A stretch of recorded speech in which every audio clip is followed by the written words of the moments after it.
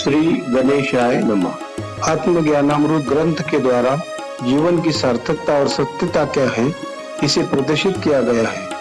यह रचना उन महान आत्माओं के चरणों में समर्पित है जिन्होंने सत्य का साक्षात अनुभव करके समस्त संसार को अज्ञान के अंधकार से निकालकर ज्ञान और वैराग्य में ही जीवन की सार्थकता है, इसका स्पष्ट रूप से उल्लेख किया है। श्री गणेशाय नमः। श्री आत्मज्ञानामृत ग्रंथ समस्त धर्म ग्रंथों का सार भाग 76। निष्काम भाव से भक्ति करके जो प्रभु का चिंतन करते हैं, उनके हृदय की हर इच्छा को भगवान स्वयं पूर्ण कर देते हैं। जीवन में अगर संयम हो तो मन पर नियंत्रण हो जाता है। ध्यान भजन जन सेवा करके जीवन संपन्नता से भर जाता है। श्लोकार्थ। मन में किसी भी प्रकार की कोई कामना न रखते हुए सदा दूसरों की भलाई करने के लिए अपने कर्तव्य का पालन करते रहने से व्यक्ति निष्काम भाव को प्राप्त कर लेता है और हमेशा परमात्मा का चिंतन करते रहता है। इस प्रकार भगवान की भक्ति में निरंतर तल्लीन हुए भक्त के मन की प्रत्येक इच्छा परमेश्वर स्वयं पूर्ण कर देते हैं।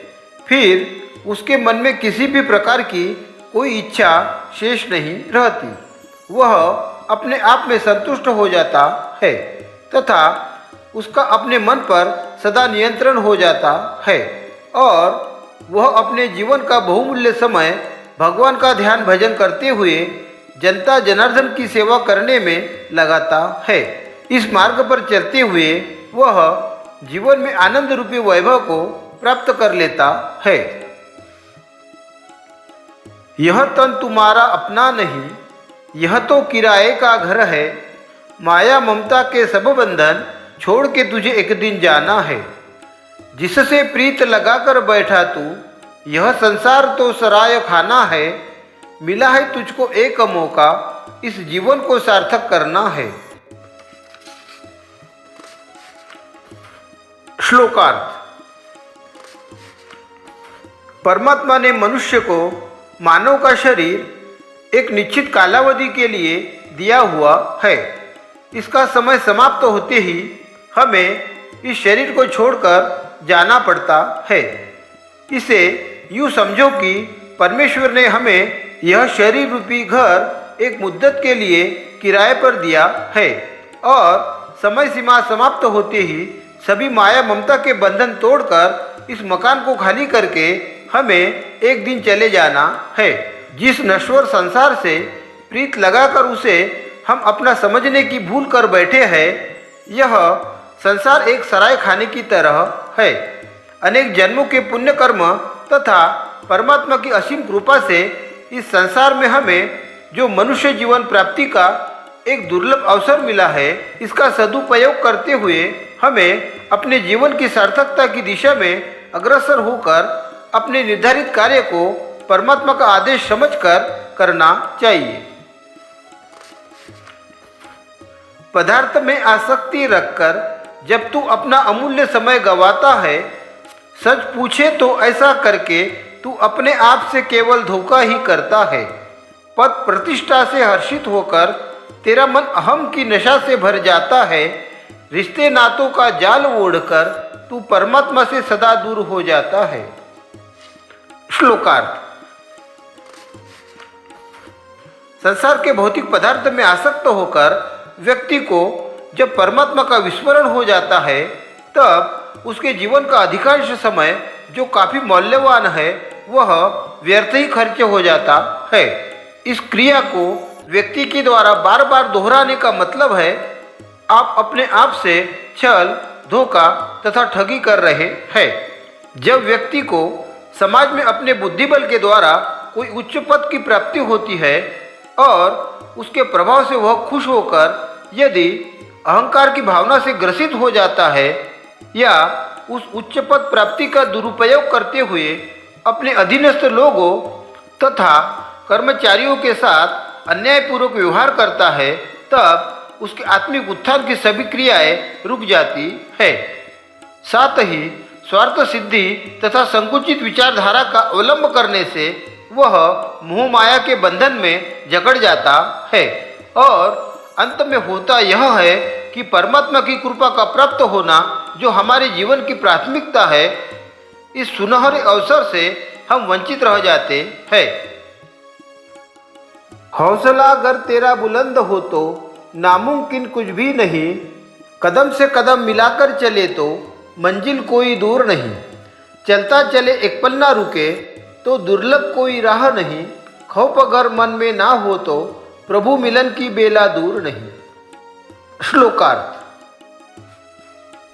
यदि मन में सच्ची लगन तथा दृढ़ विश्वास हो तो कितना भी कठिन कार्य क्यों न हो उसे व्यक्ति सरलता से संपन्न कर लेता है।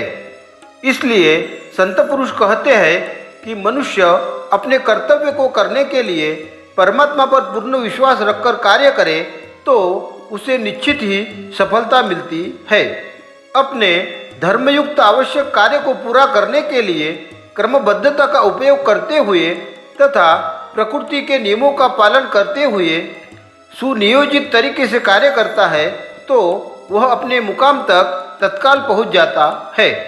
यदि राहों में कितने भी संकटों का सामना करना पड़े, जरा भी विचलित हुए बिना निरंतर अपने कर्म को करते रहता है, उसके लिए हर कार्य आसान हो जाता है और मन में किसी भी प्रकार का कोई डर तथा शंका न रखते हुए अपने कर्तव्य का पालन करते रहने से परमात्मा की उस पर कृपा दृष्टि निरंतर बनी रहती है। जिसने रचा सारा जहां उस प्रभु को तूने किया मंदिर में कैद है, इस जगत के मनुष्य का खेल देख यह कितना चित्र विचित्र है।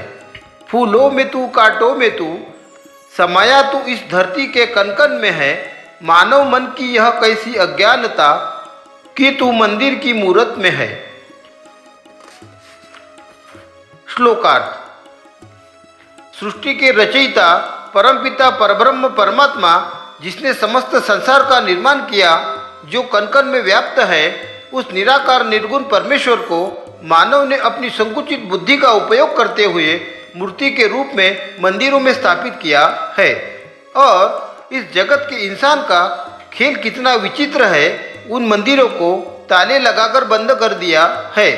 जो परमात्मा फूल बनकर हमारे जीवन को खुशबू से महका रहा है, सूरज बनकर हमारे जीवन को प्रकाशित कर रहा है, कांटे बनकर हमारे मलिन विचारों को दूर करने का प्रयास कर रहा है, साथ ही पानी बनकर हमें जीवन प्रदान कर रहा है, भला उस ईश्वर को कौन और कैसे कैद कर सकता है। परंतु मनुष्य की अज्ञानता भी कितनी प्रगाढ़ है कि वह समस्त संसार में समाये हुए परमात्मा को अपने भीतर खोजने की बजाय केवल मंदिरों की मूरत में ही खोजने में लगा हुआ है। परमात्मा की सृजन अवस्था का अनुभव प्राप्त करने के लिए आप सभी महानुभावों से विनम्र निवेदन है कि इस वीडियो को अधिक से अधिक लाइक और शेयर करें। धन्यवाद।